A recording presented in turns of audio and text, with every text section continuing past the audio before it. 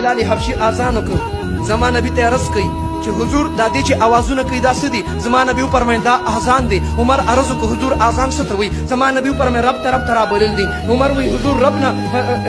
رابلل څه مطلب دی وایي مونځ دی عمر وایي حضور مونځ څه ته وایي زما نبي وفرمایل مونځ د الله تعالی حکم دی عمر وایي ښه چې مونځ د الله تعالی حکم دی تو چپکې کیو دا مونځ په پټه ولې کوو دا مونځ په خانه کعبه کې ولې نه کوو زما نبي وفرمایل عمره زما زړه غواړي چې په خانه کعبه کې مونځ وکړو خو دا مشرکان کافران د مکې موږ په حرم کې نه پرېږدي